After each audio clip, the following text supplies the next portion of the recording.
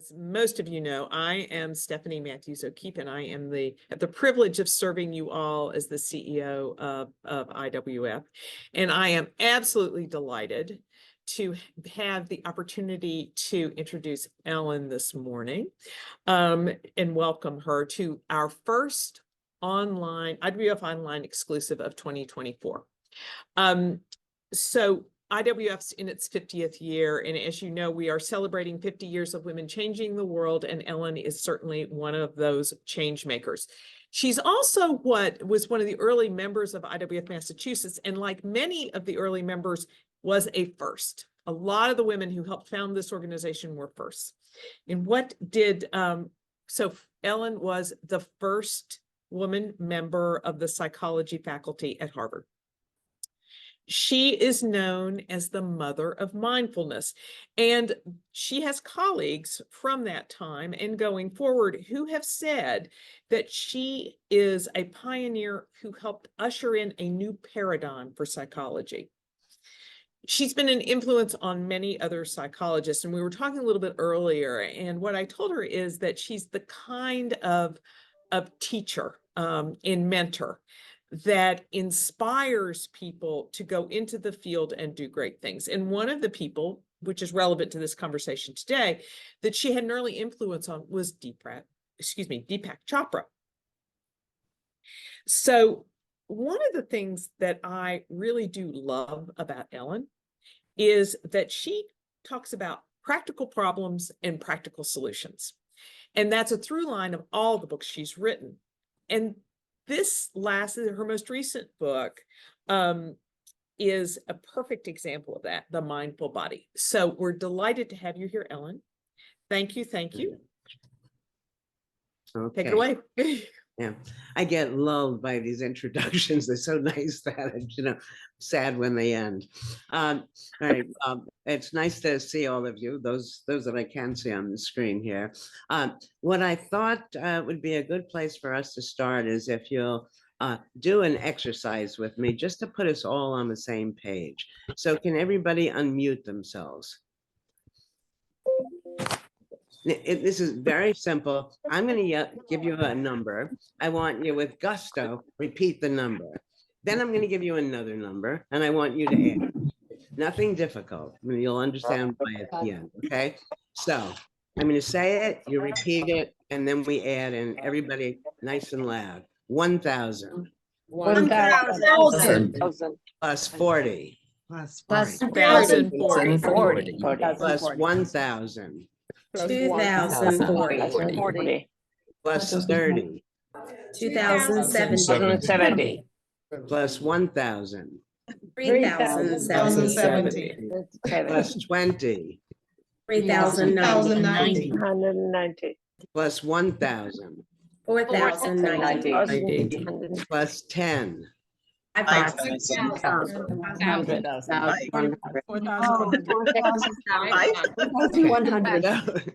Right. If I could have gotten you all in synchrony, it would have been much more dramatic.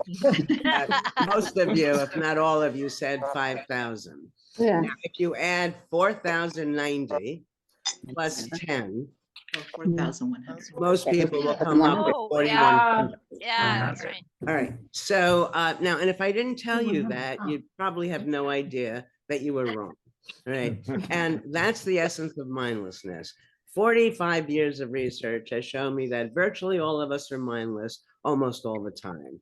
And the thing is that when we're mindless, we're not there to know we're not there. All right. And being there is crucial for our health and well-being. Now, before, Stephanie is supposed to ask me questions, but let me just go on a bit for a moment. When Please. I talk about mindfulness, many people who hear the word mindfulness think of meditation. And meditation is fine. It's just very different from what I'm talking about. Meditation is a practice that you engage in to result in post-meditative mindfulness. Mindfulness, as we study it, is much more immediate. It's not a practice. It's just a way of being that comes about once you realize you don't know. If you don't know, you sit up and you pay attention. When you think you do know, you don't pay attention. So Lynn, I'm going to embarrass you and ask you, This is the thing that everybody thinks they know the best. How much is 1 + 1? I know Two, that was assuming two. there's not more than one limb. So most people will answer 2 and then pay no attention and think something negative of me for being so stupid to have asked the question in the first place. But it turns out the thing we know best, it's not always 2. If you were to add 1 wad of chewing gum plus 1 wad of chewing gum, 1 + 1 is 1. You add 1 pile of laundry plus 1 pile of laundry, 1 + 1 is 1. You add 1 cloud plus 1 cloud, 1 plus, my gosh, in the real world, 1 + 1 probably doesn't equal 2 as often as it does. Now just think about it, unlikely of course, but right after we get off today, someone says to you, how much is 1 + 1? You're not going to blurt out 2 anymore. You're probably going to look at the context and say, well, it could be 2. Or you might want to give them a little, stick it to them and say it's 1. All right. And that's the way we want to be in the world so that we can take advantage of all of the things that now we simply don't see. There are ways of being that most people don't come close to achieving. That, everybody in this organization is very accomplished. I'm suggesting, though, even for us, that there's a whole other level that we can achieve that oddly comes about by recognizing we don't know. If you don't know and you sit up, you're going to see things that are surprising. Now, I'm a straight A student. I mean, I was a person that people disliked in the class. I knew everything. I'm at this horse event, and this man asked me, can I watch his horse for him? Because he's going to get his horse a hot dog. This is years ago, and it was all I could do but to laugh, but I wanted to be nice. A hot dog. Horses don't eat meat. I mean, nobody knows that better than I, as well, but not better. He comes back with the hot dog, and the horse ate it. And that's when I realized everything I think I know could be wrong. Now, for me, that was very exciting because that meant everything they tell me can't happen may be wrong, and that there are all sorts of possibilities. And then I started to think about it and realize, science only gives us probabilities. These it says that if you were to do the exact same study again, which you could never do exactly the same, you're likely to come up with the same finding. These findings are then reported as absolutes. Horses don't eat meat. Right. Smoking causes cancer. You can play whatever absolutes and I'm telling you that it's better for us to recognize that these things are all wrong in some contexts. And that gives us tremendous opportunities. Now, this book, The Mindful Body that Stephanie mentioned, was first going to be a memoir. So there are lots of very personal stories in it, and it's a lot of fun, I think, reading it. But it has sort of 2 separate parts to it. The one that is probably most important for you to understand is about mind-body unity. Now, when you have a notion, and some people out there, and people who talk about my work think that I'm talking about mind-body connection. No, because if they're connected, then you have to figure out how are they connected? How do you get from a fuzzy thing called the thought to something material called the body? And I say, these are just words somebody came up with. The mind and body, let's put them back together as one thing. If it's one thing, then wherever you're putting the mind, you're necessarily putting the body.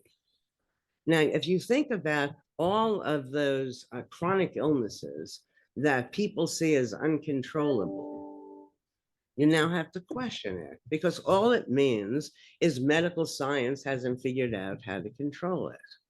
And I have many ways that I report in this book of actually controlling some of these uncontrollable diseases. Let me just give you an example. I have a lot of research, but the very first one, you might even know the study, it was called the counterclockwise study. It's fun. I can say it's a famous study because if you tune into The Simpsons Go to Havana, they discuss the study. Okay, so we retrofitted a retreat to 20 years earlier and had elderly men live there as if they were their younger selves. So they were talking about past events as if they were just unfolding and so on. Right. In less than a week, their vision improved, their hearing improved. Have you ever heard of a 90-year-old's hearing or vision improved even with medical intervention? Their strength improved, their memory, and they look noticeably younger. So we have so many of these studies. I'll just give you the second one because women like this one in particular. We take chambermaids. Chambermaids are, they're exercising all day long, but oddly, they don't see themselves as exercising because they think, according to the Surgeon General, who sits at a desk all day, exercise is what you do after work, and they're too tired. Okay. Now, you would think that if exercise is good for you, and these women are exercising all day long, they're going to be healthier, as healthy, well, healthier actually, than socioeconomically equivalent to other women who are not exercising, right? They're not. We divide them into two groups. Couldn't be easier. And we're going to teach one of the groups that their work is exercise. Making beds is like working on this machine at the gym, sweeping like this machine, and so on. So now we just have two groups, one group that realized their work is exercise, the other group that doesn't. We find that they're not eating any differently, they're not working any harder, but on the important measures, what we find, those women who change their mindset and now see their work as exercise, lost weight. There was a change in waist to hip ratio, body mass index, and their blood pressure came down. But we have lots of these studies. Let me give you the most recent. We inflict a wound. Okay. I'm not a sadist, and even if I were, the review committee is not going to let me do it. It's not a big wound, but it's a wound. We have people sitting in front of a clock. Unbeknownst to them, the clock is rigged. For a third of the people, the clock is going twice as fast as real time. For a third of the people, the clock is going half as fast as real time. For a third of the people, it's real time. The wound heals based on clock time, based on perceived time. We have people in a sleep lab. They wake up, they think they got 2 hours more sleep, 2 hours less, fewer, or the amount of sleep they got. Biological and cognitive functioning follow perceived amount of sleep. We have a host of these sorts of studies. We have more control over our health and well-being than we can even imagine. For me, the strongest medicine out there is the placebo. Everybody's heard of a placebo.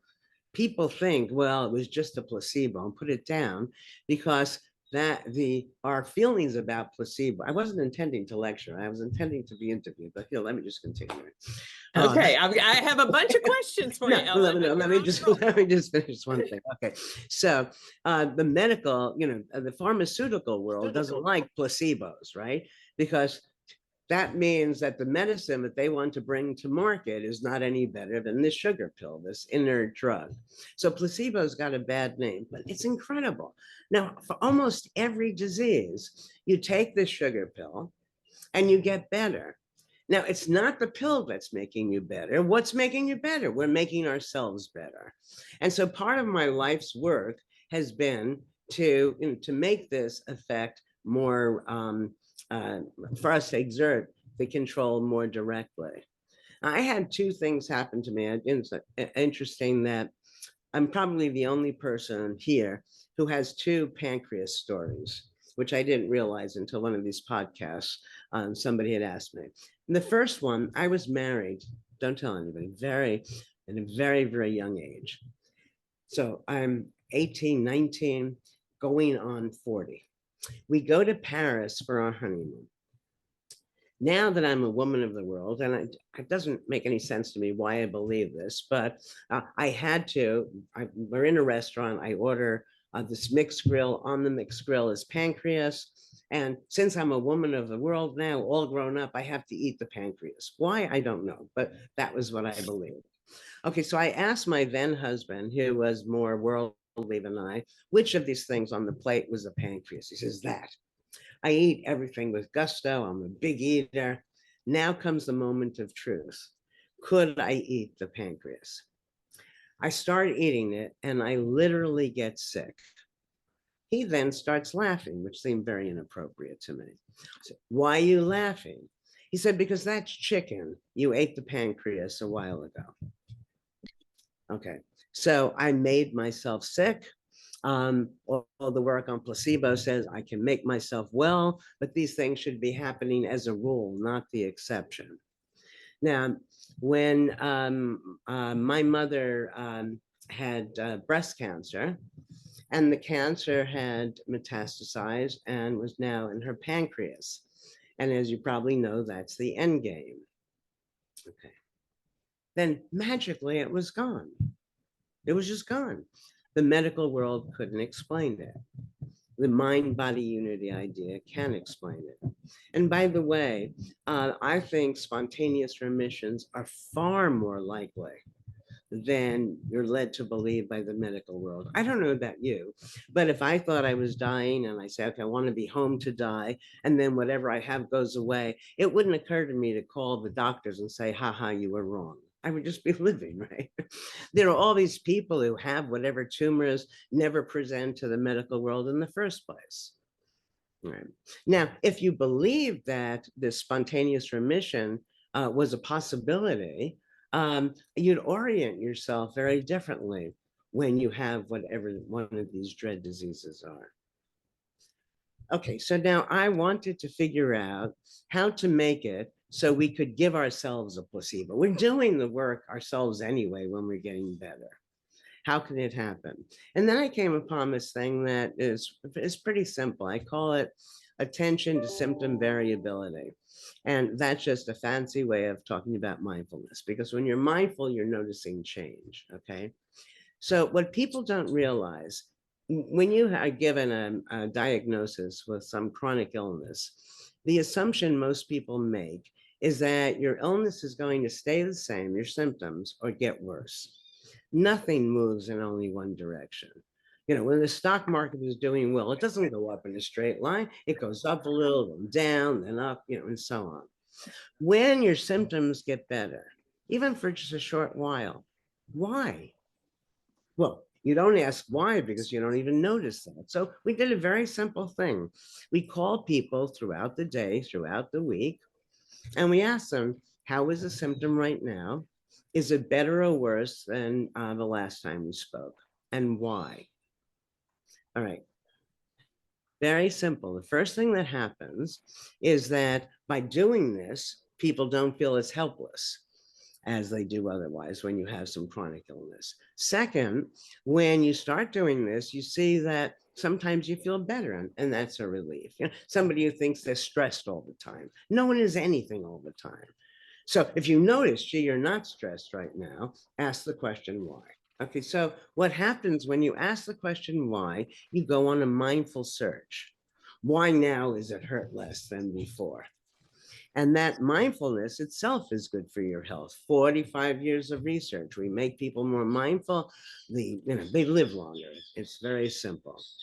All right. And finally, I believe you're much more likely to find a solution if you're looking for one. Okay, so we do this with people who have big diseases, who have Parkinson's, stroke, multiple sclerosis, chronic pain, and across all of them, we get a significant reduction in symptoms.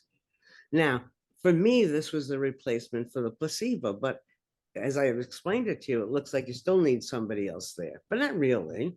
Everybody has a smartphone. Set the stupid thing to ring in an hour. And it rings like, how are you now? Is it better or worse than before, and why? Then set it to ring in 2 hours and 10 minutes. Just keep varying that. Very simple. And the doing of it is good for you. And there's no, there's no negative side effects. And I'm not suggesting you don't seek out your physician's, advice or whatever. But when you do, remember that these physicians are given information that are probabilities. They memorize the probabilities and too often feel as if they're talking about absolutes. Horses don't eat meat. Not some horses under some circumstances don't eat meat. That this tumor means you have 3 months to live. It's insane to tell that to anybody. There is no way they can know. Uncertainty is the rule. Prediction is an illusion. What? We can't predict. We can't predict the individual case. If I were to make a wager with any of you, and I say, okay, let's go to Mercedes store, whatever it is, and they have 100 Mercedes. I say, you pick one out at random. And if it starts when you turn that key, I'll give you $1 million. If it doesn't start, you give me your life savings. No one's going to take the bet because there are lemons, right? Most Mercedes are going to start. If I were in a foul shooting contest with Michael Jordan, surely if we're shooting, 20 baskets, he's going to win. But I'm not a bad basketball player. I'm not professional. Sometimes I get the basket in. I make the basket. Sometimes he loses. If it's just one instance, we can't predict. All right. You can't predict the individual case. We think we can because we're so good at post-dicting. I say to you, Jane and Jim, you see they're fighting at this party. What's the likelihood, Eileen, they're going to get divorced? You'd say, how do I know? People fight. But let's say we don't have that conversation. Now, a month later, we find out they're getting divorced. I knew it. You should have seen the way they went at each other at the party. Right. Now, that's a little scary to some people that you can't predict, but it shouldn't be scary because it doesn't make a damn bit of difference. We control our experience of whatever the event is. Now, okay, so I don't know, since I wasn't planning on lecturing, you should ask me a question if it's not going to be seamless. Well, I'm going to keep going anyway, Stephanie. okay, I'm just gonna, we'll wait till we get to the point where we're gonna have audience questions. And then if you have questions you want to ask, okay. Ellen, we can do that. Put them in the chat. So we'll get there in a few more minutes. Because remember, if mind and body are one, every goddamn thought you have is affecting your health. Every move you make is affecting your mind. I mean, it's a very different way of seeing everything. Now, if you can't predict, but you don't need to be able to predict because outcomes are not prepackaged. Events are only meaningful given the meaning we impute to them. Stress is not a function of events. Stress is a function of the view you take of an event. The more mindful you are, the more potential views you have. Now, stress, I believe, is the greatest killer of all. That if you took, and I was going to do this study before COVID, and then, it's too hard to do anyway. I wanted to take, 500 people who have each of the different cancers, get them as soon as they're told. No one is going to say, oh, well, who cares? I'm not stressed. I have cancer. But then give people, let's say, 3 weeks to deal with it. And then we measure the cancer over time. I believe that stress level will predict the course of the disease over and above everything else. Nutrition, genetics, even treatment. It's a very big statement. But stress, nobody these days is going to say that stress is irrelevant. The medical world used to, by the way. The medical world used to believe that the only way you were going to become ill was the introduction of a pathogen. But now they realize that stress is bad. Stress is psychological. We don't have to be stressed. What is the thing that makes us the most stressed? decisions. Now, here's where I differ from all the experts out there. And it's mostly a logical argument. And when you hear it, I don't think you can disagree with me. When you're making a decision, let's say you're deciding between two things, and you can't decide, that's because psychologically they're the same. Okay. If I say to you, do you want A or B? Who cares? Who knows, right? Now you gather some information and you see A is $100 and B is $100,000. You don't have to go through any complex calculation, right?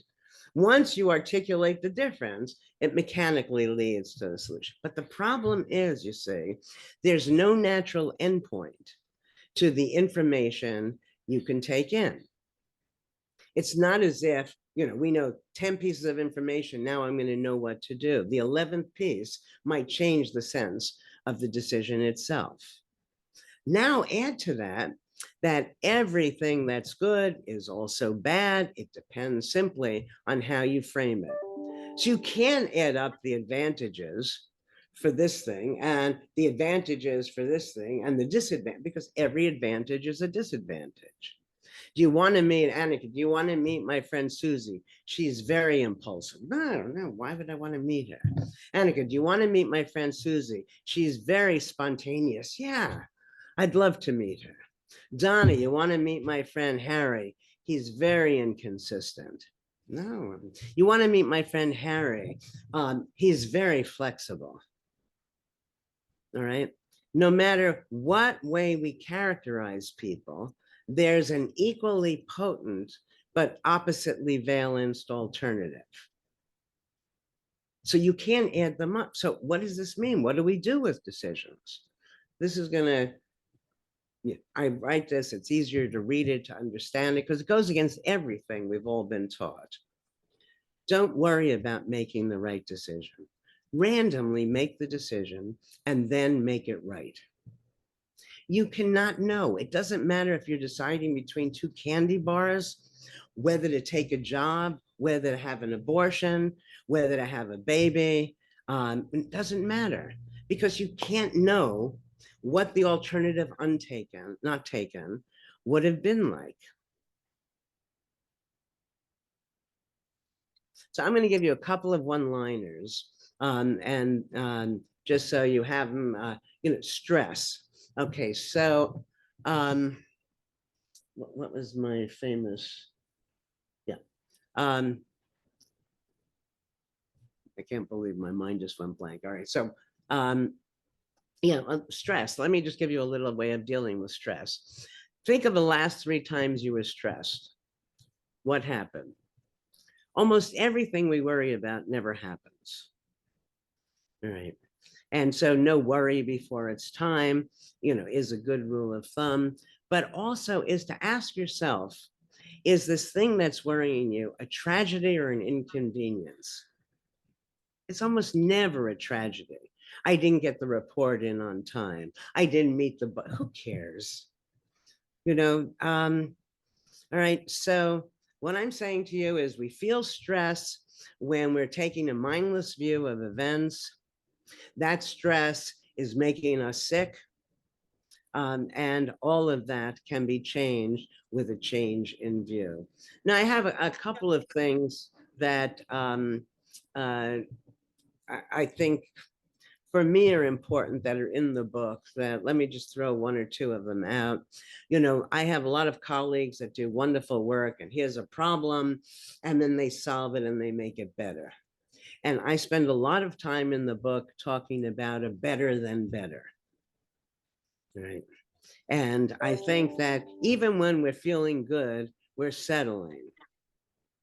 We have a lot of words that I spend a lot of time talking about, different language that reveals what we really think. Hope. Hope is supposed to be a good thing, right? Ellen, isn't hope good? No. I mean, it's better than being hopeless, but hope has built into it an expectation for failure. You don't go in down to the kitchen in the morning or across wherever your kitchen is and hope you're going to get a cup of coffee. You just expect to get a cup of coffee. We have people who we say, just try it. No, trying has built into it, and again, an expectation for failure. You wouldn't try to eat the dessert, you just eat it. We did this study actually, and I was told that Yoda had recommended this before me, and that's great. Don't try, just do. Here's one, the last one that I'll throw out because I love this. I was asked many years ago to give a sermon at one of the churches at Harvard. Well, I'm not at all religious, and if I were to be religious, I'm Jewish. So, but I say yes because I say yes to everything. And so now I'm thinking, what am I going to talk about? And I said, okay, well, I'll talk about forgiveness. It's not religious, but it's religious-y. I could get by with it. I start thinking about it, and I come up with something sacrilegious. So, Lori, if you ask 10 people, is forgiveness good or bad? What are they going to tell you? Forgiveness is good. Right. Okay. Now, Alice, if you ask 10 people, is blame good or bad? What are they going to tell you? Bad. Blame is bad, but you can't forgive unless you first blame. Oh, well, wait a second. So our forgivers are our blamers. Now, do you blame people for good things or bad things? You blame people for bad things, but things in and of themselves are neither good nor bad. So what do we have here? We have people who see the world negatively, who blame, and then forgive. To me, it doesn't seem so divine. And that if you understand why the person did what they did, that would obviate the necessity for forgiveness. I don't want anyone to ever forgive me because my behavior, just like yours, makes sense from my perspective, or else I wouldn't do it. No one wakes up in the morning and says, today I'm going to be obnoxious, pompous, and clumsy. So when they're acting this way, what is in their mind going forward? And when you understand that, so Lynn, I can't stand myself because I'm so gullible. And Lynn doesn't want to be friends with me because I'm so gullible. Well, no, so we keep trying to change me. We're not going to be successful because going forward, I'm not being gullible. I'm being trusting. And as long as I value being trusting, I'm going to be gullible. As long as you value being stable, you're going to appear boring. As long as you want to be spontaneous, you're going to seem impulsive. Every single behavior description that's negative has the positive alternative. So we did this thing years ago, gave people 100, 300, I don't remember, behavior description. Circle those things about yourself that you keep trying to change and you fail. So for me, impulsive, gullible, I won't tell you the rest. Then you turn the page over, and in a mixed up order are the positive versions of these. Now we ask people, circle those things you really value about yourself. I'm trusting and I'm spontaneous. So now imagine, Paula, you and I are in a relationship, and my being impulsive is driving you crazy. Now you realize it's spontaneous. Do you really want me to change? Probably not. But if you did, you'd have to get me to stop valuing being spontaneous. So you can see how this leads to a very different view of people. We tend not to be. The more mindful you are, the less judgmental you're going to be, because you understand the person's behavior from their perspective. And you can see how all of these thoughts would tend to make you less stressed and make you healthier. All right, I'm gonna give Stephanie a chance. She prepared questions. How dare I? Go on. Oh, no. This was actually, I just checked them all off because you addressed most of the questions. I've got a couple of things, and then the audience has a couple of things. So one, you just talked about it, but there's a phrase that I absolutely loved when you're talking about just what you were talking about this perspective thing. You talked about radical empathy, and I loved that. I loved that phrase. And do you think that this type of mindfulness leads you to that phrase, to radical empathy? Yeah. Once you understand, this is something that maybe, since all of you sit at the top of status in the world, you don't like, but I myself, my goal for my next whatever, 10 years, is to take the vertical where we all sit on top and make it horizontal and realize that, everybody knows something that we don't know. Everybody can do something that we can't do. And that it's a very different approach. It feels very much consistent with being a woman to me. We had this giant delivery. It was going to all go in the basement. I look at this truck. I said, there's no way in hell all of that furniture is going to fit in here. The guy who is going to put it away was somebody who sees himself as a loser. He's uneducated, missing most of his teeth, and so on. He put every piece of furniture away and it was all accessible. I could not. And at that moment that I saw it, it just didn't feel right that I get praised. I'm the genius. Yet he clearly had these skills that I didn't have. And so and there are enough goodies for all of us to feel satisfied and excited. But so that's a whole different thing. I guess the point that with this radical empathy is just recognizing very simply everybody's behavior makes sense or else they wouldn't do it. And every time you're demeaning somebody, what you're doing is being mindless. And every time you hire somebody in your industries, recognize that you're hiring them for the past because you don't know how things are going to change. And you don't know what you're going to actually need from people. Okay, too many little. Ask me something else. Okay, so Paula asked, how can a mindful body help people with dementia? Yeah, well, it's interesting. So my father, before he died, and he's in this institution that specializes in dementia, lovely place. And I'm playing gin rummy with him. And I'm saying to myself, should I let him win? And while I'm trying to decide, should I let him win or not, he then says he has gin, which he did. All right. So what does that mean? Nobody who has anything has it all the time. And again, when do they have it? When do they not have it? And if you're taking care of somebody with dementia, rather than assume they don't remember anything, notice when they remember and when they don't, and then ask the question, why? Why do they remember this and not that, and so on? We have a tendency to notice a few bad things and then generalize to the whole person. For example, if you had a reading disorder, so let's say you're dyslexic, or whatever we call it these days.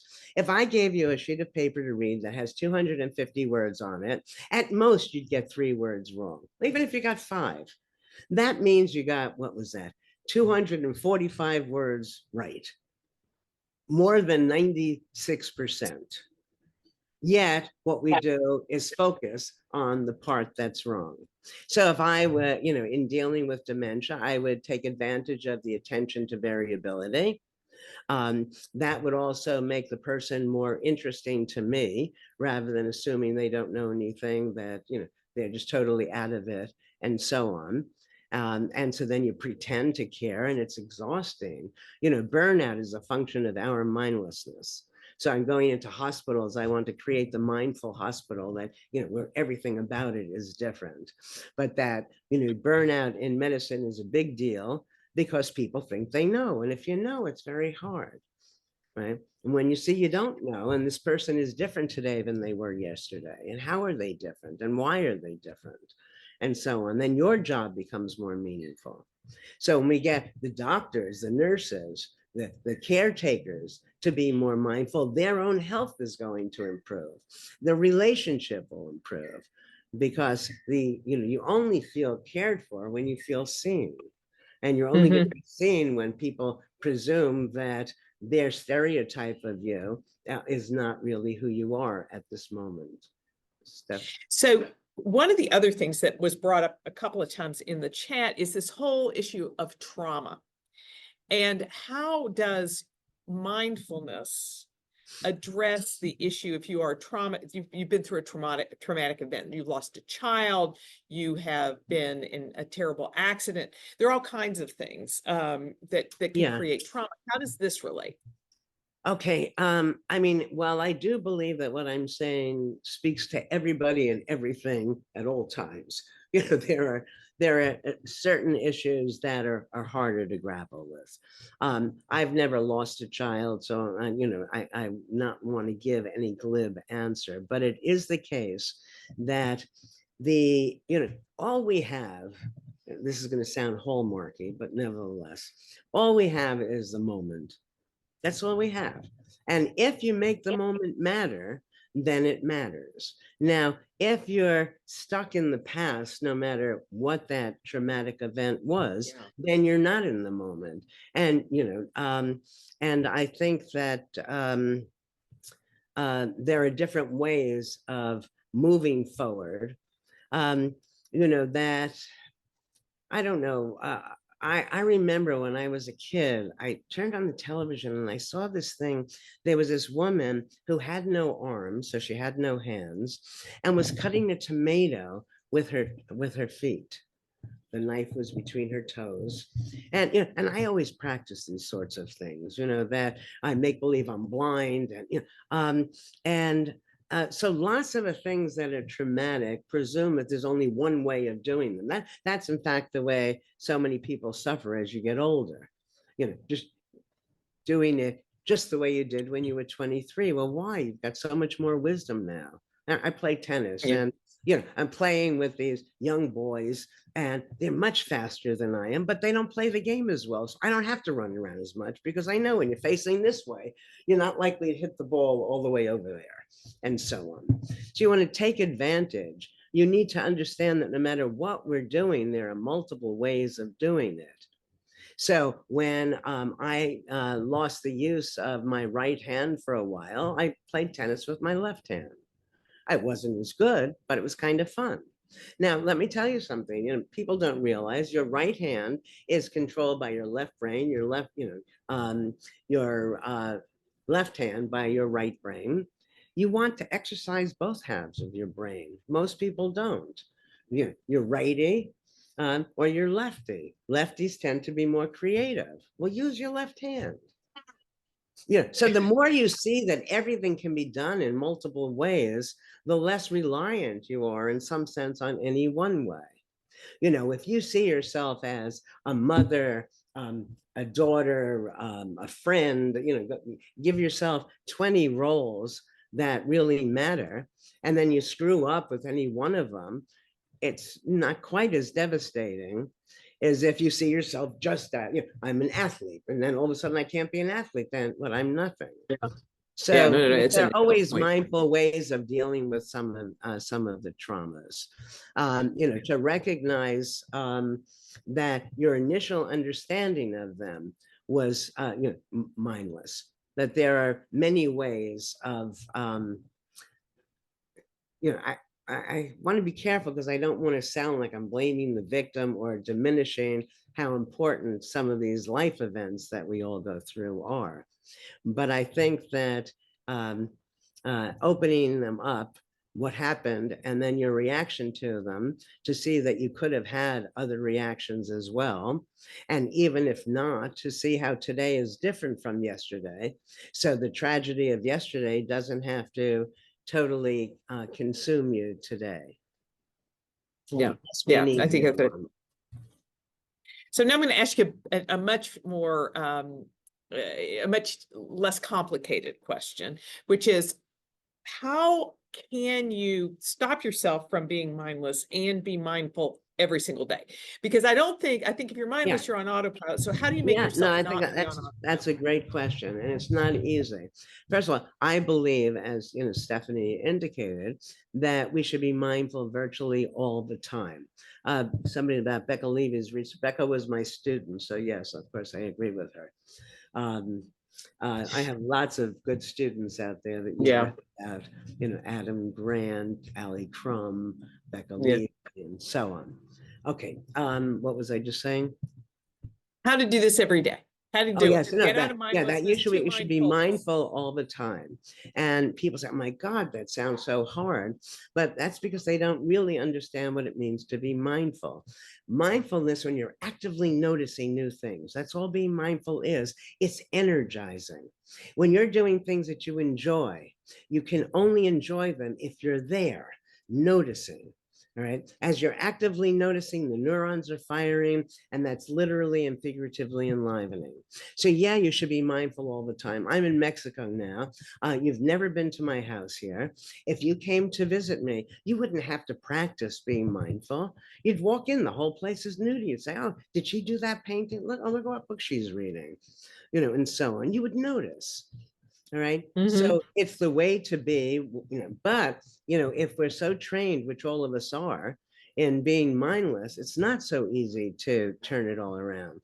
So, two things that we can do is that anything new that we learn, we should learn it mindfully rather than mindlessly. We are all have been taught, keep doing it until it becomes automatic. Well, that means until it becomes mindless. Things are always changing. You never want that to be the case. So how do you learn? You learn conditionally. This is the way you hold a tennis racket? No, this could be. Now, for women, this is very important, I think, because all of the rules, or so many of the rules, were made by men. The more different you are from the person who created the rule, the more important it is for you not to follow it. So if I'm giving a talk, I'm 5'3". I used to wear big heels, so you didn't know that. I look in the audience, it's always some big guy there. 6'5". I asked him to come to the stage. We look silly together, right? Then I asked him to put his hand out. His hand is 3 inches larger than mine. I said, should we do anything physical the same way? It seems strange to me. We even, the whole culture is designed like we're sitting on the same toilet.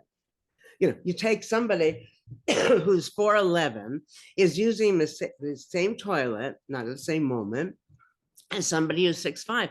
Somebody's biological needs are not being met.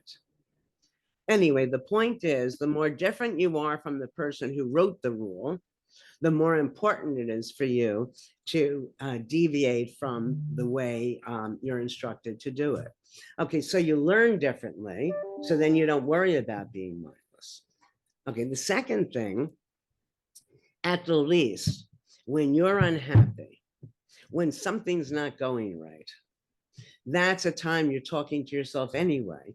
Then talk to yourself mindfully. And the question is, well, how do you know? You're predicting that this thing is going to be tragic. If you suffer from stress, you ask yourself first, stress requires two things. It requires a belief that something's going to happen. And then when it happens, it's going to be awful.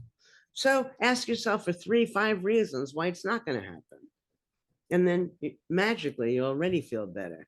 Now let's assume it does happen. How is that actually an advantage? And I don't have time now, but in the book, I tell a story where I came home from a dinner party and my house had just burned down. So I lost 80% of what I owned. Tragedy, right? Well, it turns out it was wonderful. How was that? This happened at Christmas. I'm living at the Charles Hotel for a while. I wasn't going to tell you the story, but I can't help myself. It's a really good story. So I'm living at the Charles Hotel. I go out Christmas Eve. I come back to my room. It's full of gifts, not from the managers, not from the CEO, whoever owns the Charles Hotel, but from the so-called little people. The people who park my car, the chambermaids, the waiters and the waitress. I mean, it was overwhelming. And I tell you, I don't remember it except for one thing, anything I lost in that fire. But every Christmas, I have renewed faith in people. So am I saying you should burn your house? Of course not. But, so that happened to her too. Her house flooded. Yeah. Okay, here we go. From MS, Maren Stewart. Thank you. Go on, Stacey. So Ellen, we're getting to the end of our time together. And I think that that is actually a quite beautiful way to talk about how you do this. It's thinking about things in a different way. And then when something happens, realize that it isn't going to be what you might It's not a think it would be. tragedy. At the most, it's typically just an inconvenience. Even the house Yeah. burn. I mean, Yeah. which is not the case, if all of us are of, relative means, and so it's unlikely that any of these things are going to be tragic. Doesn't mean for some people, that it might not be. Yeah, I think that the more you do this, the easier it becomes. I've been doing this since I'm a little kid. I was blessed. My parents were wonderfully, wonderfully supportive. As I'm fond of saying, my mother would have had me laminated if she could have, and, so always a little girl is upset about it. So why don't you look at it this way? And I only had one instance that I know of in my entire adult life where I was on the other side. I was complaining to a friend about menopause, about these hot flashes that were driving me crazy. And she said, Ellen, I'm so surprised at you. First of all, you never complain. But if I said that to you, you know what you would have told me? I said, what? She said, think of it as losing weight. I said, that's right. Burning all those calories. And I never had another hot flash. I was very disappointed. But the point is that negative, positive, these are just in our heads. The more we're used to opening things up, seeing them from multiple perspectives, the easier and more natural it becomes. I wrote a book on becoming an artist, which It's a great one. a way to actually become more mindful. Put aside the mindlessness, but it's hard to go through now. But even if we just do the two things I said, anything new, do it conditionally, not absolute.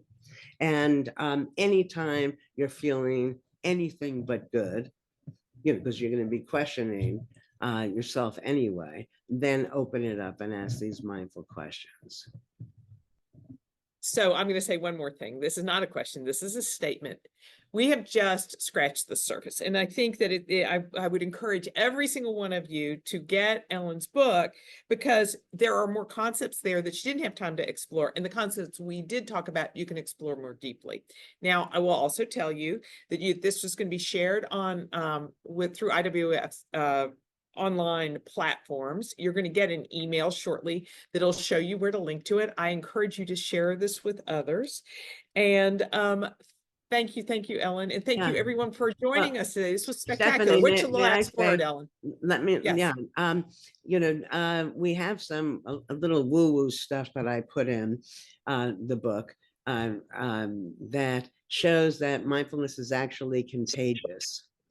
And that, so if you introduce this in your organizations, you don't have to make everybody there more mindful. It will just spread because it just feels better being mindful.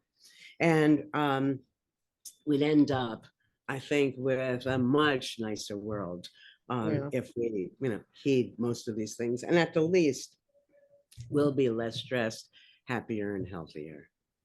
Thank you, Ellen. And on that uplifting note, thank you, Ellen. Thank you. And thank you, everyone. And I hope to see you all very soon. Okay, bye. Take care. Bye-bye.